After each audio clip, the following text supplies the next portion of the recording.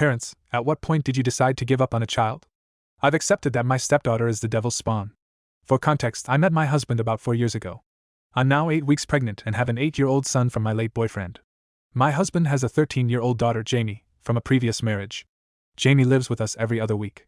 When we got married, the ex-wife tried everything to get full custody of Jamie and failed, but it was made very clear to me by Jamie, the ex-wife, and my husband that I am not her mother and am not allowed to participate in raising her. Jamie basically ignored me and my son during the weeks my husband and I had her. It wasn't perfect, but it wasn't hurting anyone directly. My son learned very early not to cross Jamie and kept to himself when she was around. I suspected the ex-wife was behind Jamie's coldness towards me and thought this must be hard for Jamie with all these changes. I tried to befriend her over the years, but she wasn't having it. It got worse when the ex-wife remarried and got pregnant with twins 2 years ago. She started ignoring Jamie, trying to get my husband to have her more, and basically stopped being a mother to her. It didn't help either that the new husband didn't like Jamie and wasn't shy about not wanting to raise another man's daughter. I asked my husband if we could take Jamie full-time and try to raise her. I saw that her mental health was deteriorating and that she needed stability. His ex-wife blatantly refused this suggestion, so we continued with seeing her only every other week. The twins were born about a year ago, and it all went downhill from there. It seemed like the worse Jamie had it at her mom's, the more she hated me and my son. She would throw fits a couple of times every time she was with us, break our stuff, and call me the B word if I tried to tell her off. She'd also say that the house is her house because her father bought it and we're just guests. She would yell at my son, and she even hit him a couple of times, telling him to keep to his room if he didn't like her treatment of him. When I told her not to put her hand on my son, she said, "What are you going to do about it?" My son grew fearful of her, and would ask me to take him to my late boyfriend's father when she was living with us. I talked to my husband about it. I told him Jamie needed professional help because she's not feeling well, and she's making us miserable when she's around. So she started to go to therapy, and it's been 6 months now. Other than that, my husband didn't know what to do either. If he tried to talk to her about being nice to us, she played innocent. She would tell him she was playing around and hug and kiss my son in front of him. If my husband tried to be stern, she would throw a tantrum and accuse him of loving my son more than her. Then, 3 months ago, my son's grandpa passed away. This hit my son and me very hard. My son was inconsolable for many weeks and couldn't really understand what it meant that he couldn't see grandpa again. Grandpa, like my late boyfriend, was a carpenter. Since a very young age, my son loved hanging with him in the garage working. Many times when he was there, he'd come home with something they made together. For my 38th birthday last summer, I got a stool that my son designed himself and built with his grandpa and then painted. This was the last project they had together since grandpa passed away a few weeks later, so the stool was priceless to us. We had it in the kitchen. Jamie made a lot of negative remarks about the stool. She called it ugly and said it was poorly made. She laughed at my son's poor taste, despite him being very distraught. This was the first time, however, that my husband got very angry at her and asked her to go to her room. She was so scared of his reaction that she went without any protest. This Christmas, Jamie was supposed to be with her mother.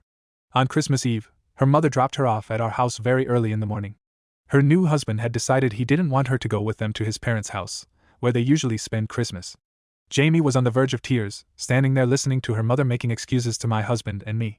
My husband hugged Jamie the whole time, and I tried to fight away my tears. After her mom left, she went upstairs to her room to sleep. I also went to sleep since we don't usually wake up this early on holidays. My husband went to the gym, and later he was going to the train station to bring my parents, who were going to celebrate Christmas with us. When I woke up the next morning, I heard my son screaming and crying downstairs. I ran down in horror. Jamie had decided to break the stool my son had built with his grandpa. She was trying to shove it in the fireplace. When she saw me, she smirked and said she didn't want ugly furniture in her house. I pulled her away and told her to go to her room and try to get the pieces of wood out of the fireplace. That was when she threw a scalding hot liquid in my face. It was hot cocoa. I yelled in pain, and my son started panicking, so I ran to him to tell him that I was fine. Jamie stood there laughing. I took my son upstairs and went back to her. I grabbed her hard by her arm and started pulling, pushing, and dragging her up to her room and locked the door. My husband came home with my parents moments later. My mom took me to the emergency room, and my son insisted on coming with me. I had a second-degree burn on my cheek and neck. When I went home, my husband was so mad at me for assaulting Jamie by using force to get her to her room. He told me I should have had compassion knowing how hurt she was by her mother's abandonment. I told him that I have had enough of this. I am living a nightmare half of my life, having to go on eggshells in my own home whenever she's around.